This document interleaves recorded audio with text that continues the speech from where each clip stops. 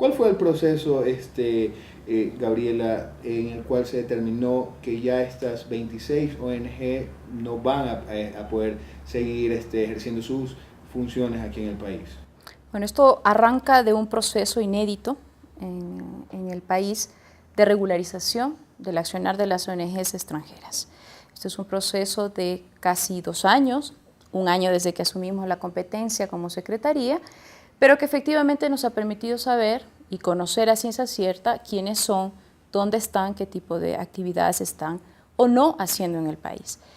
Esta lista de 26 ONGs extranjeras que a través del boletín hemos dicho que han terminado su funcionamiento, debo señalar que hay 9 que terminaron su funcionamiento por haber incumplido con la entrega de información, que era un requisito, una obligación ante todo, de informar sobre lo que estaban haciendo en el país. ¿Se negaron a presentar? No entregaron la información, algunas de ellas mencionaban que ya no tenían recursos con los cuales ejecutar cooperación en el país, y por lo cual nosotros hicimos una resolución motivada, se hizo una resolución motivada dando por terminado su convenio básico de funcionamiento y con ello su operación en el país. Hay otras ONGs que hemos también incluido en esta lista de 26, que son ONGs que ya no estaban en el país, que ya no tienen proyectos en el país, pero que efectivamente debemos ser responsables, y ellas también, en un proceso sostenible de salida y darles de baja, como sería un término. Hay otras que efectivamente han mencionado que por falta de recursos también deben salir del país o que volverían cuando tengan recursos de cooperación.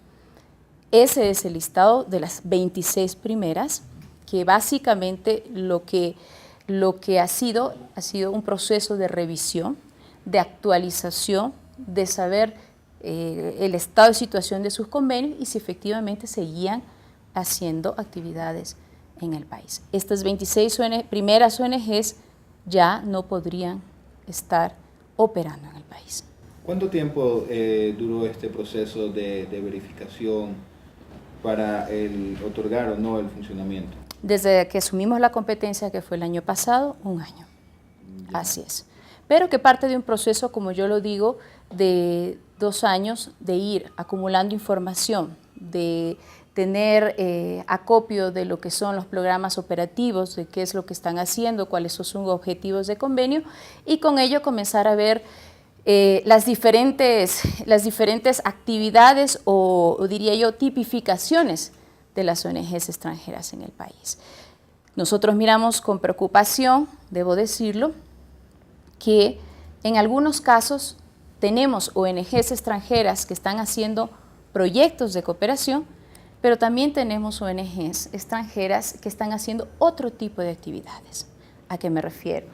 Tenemos alrededor de 3 ONGs extranjeras que se denominan como tal, pero que están haciendo intermediación de adopciones, que no necesariamente es una actividad sin fines de lucro. Tenemos otro grupo de ONGs extranjeras que están haciendo prestación de servicios profesionales, que tampoco es sin fines de lucro, pero que obviamente tenemos que ir regulando también para cada tipo de ONGs.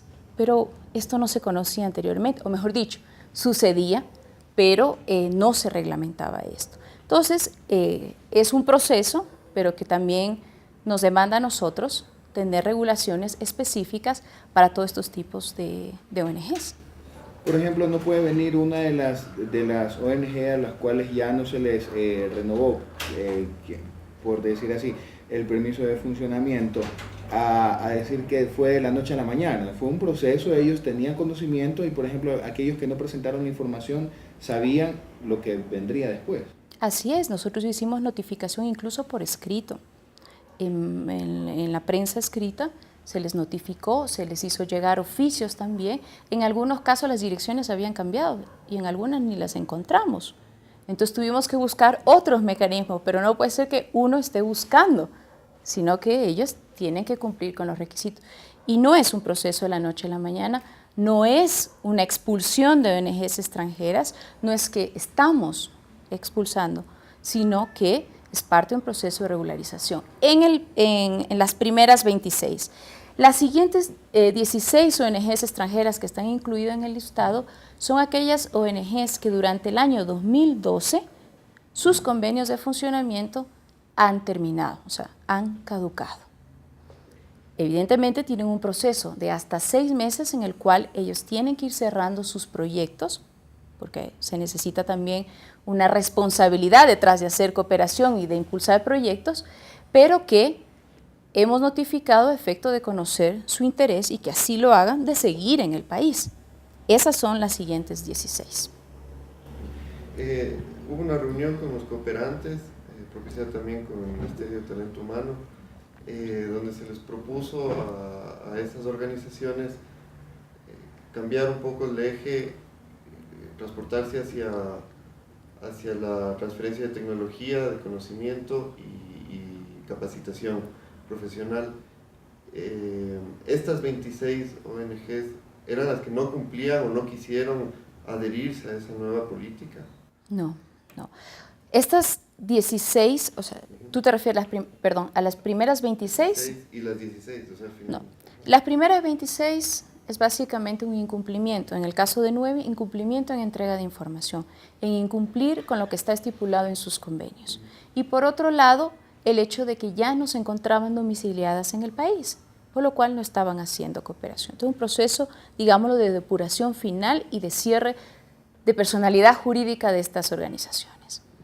En el siguiente caso de las 16 ONGs que se han terminado sus convenios, que estamos pidiendo manifiesten su interés de continuar trabajando en el país, claro, solicitamos que se consideren las áreas, las prioridades que el Gobierno Nacional ha definido en materia de cooperación, como un orientador de lo que nosotros requerimos en materia de desarrollo, pero no nos olvidemos que algunas de ellas, de estas ONGs, tienen su accionar a nivel territorial, trabajan directamente con gobiernos autónomos descentralizados y la competencia de la cooperación también es descentralizada en esos territorios y con ello también existen prioridades desde los territorios. Las ONGs tienen una particularidad, diría yo, diferente de otro tipo de cooperación porque trabajan en diferentes sectores, no solamente se concentra en uno, sino que si trabajan en desarrollo social, por dar un ejemplo, trabajan salud, educación, niñez, juventud. Invitamos y hemos invitado a esas ONGs a concentrarse más porque creemos que es eso eficiente, pero también a considerar las prioridades, ¿sí? Ya no necesariamente en materia de salud y educación, pero sí también en otras áreas que no les interesa a nosotros, y es por eso que también en nuestras convocatorias para mesas de cooperación, como la que usted menciona, también las estamos convocando como socios de desarrollo, que como los vemos a ellos, ¿no? Como socios de desarrollo y en la orientación de la cooperación. Bien. En cuanto al tema de la USAID, explicar que no se trata de una ONG en el Ecuador, que su caso todavía se encuentra en estudio, y qué parte de este grupo de ONGs estaban financiadas o fomentadas por la USAID. Es importante, como usted ha mencionado, señalar que USAID es una agencia oficial del Departamento de Estado. Como tal, no es considerada una ONG extranjera, sino que su cooperación es una cooperación entre gobiernos. Es nuestra contraparte negociadora.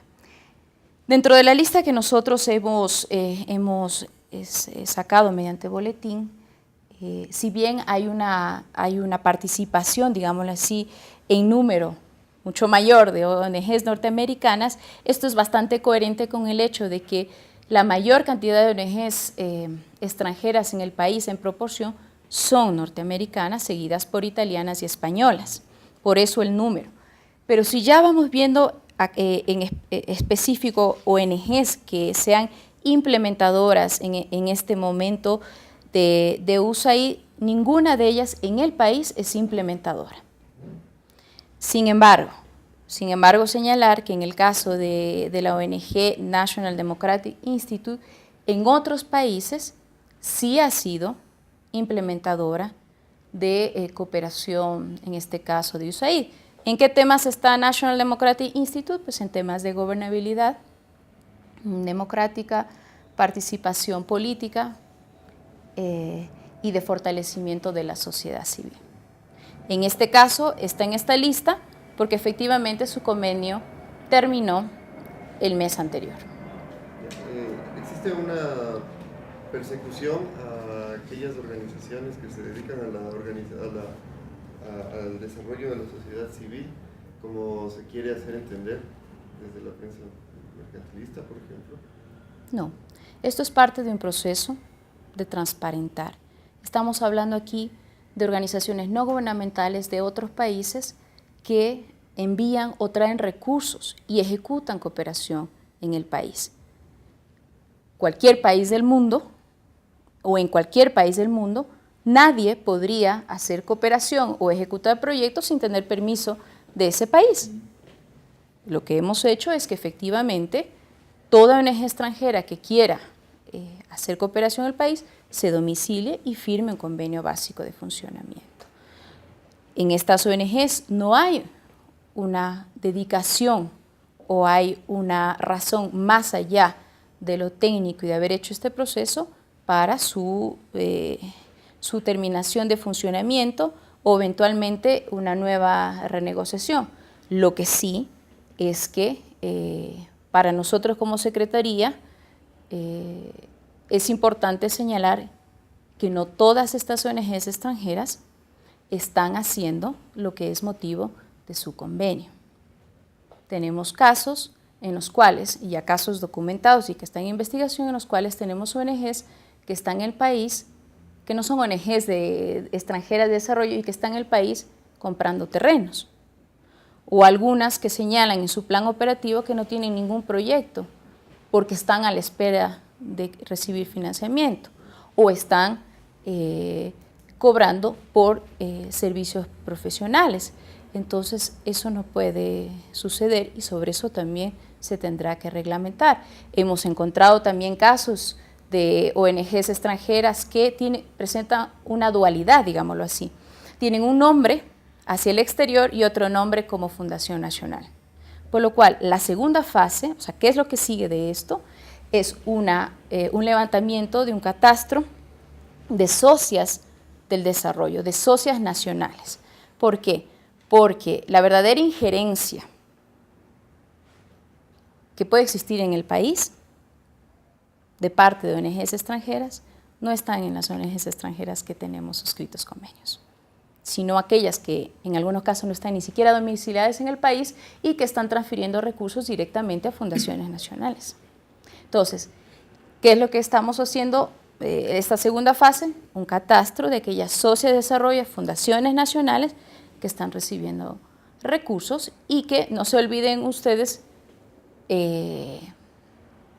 son ONGs que piden devolución de IVA, que tienen también ciertas posibilidades de exoneración en traída de bienes a través de aduanas. Entonces, tenemos importante información también de con quienes se está trabajando en el país.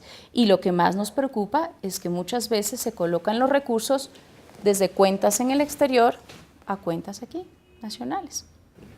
Eso, para finalizar por mi parte, ¿cuál es el fin y hacia dónde va encaminado este proceso, teniendo en cuenta que se ha dado a conocer que existen grupos que se esconden tras de estas ONGs para, como usted bien lo indicó, recibir recursos del extranjero y estar realizando actividades dentro del país fuera de la ley, incluso teniendo una participación política como actores de oposición al gobierno?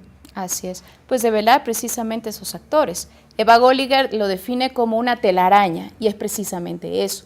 O sea, la cooperación que llega al país es intermediada, ¿sí?, en diferentes manos, en diferentes actores y no está llegando al beneficiario. Esa es la preocupación primera. En segundo lugar, ¿qué tipo de actores? Porque muchos de estos actores no son los que están firmando el convenio, ¿sí? La misión fundacional de las ONGs extranjeras no puede ser, bajo ningún motivo, el hacer política. No es eso. Pero, claro, están llegando recursos al país que no necesariamente son canalizados por ONGs extranjeras, sino a otros niveles y con la participación de algunas ONGs nacionales, que es precisamente donde vamos a ir en una segunda fase. ¿Por qué? Porque precisamente el grado de injerencia que puede existir se está dando a ese nivel. Y si son recursos de cooperación, también tienen que ser transparentados.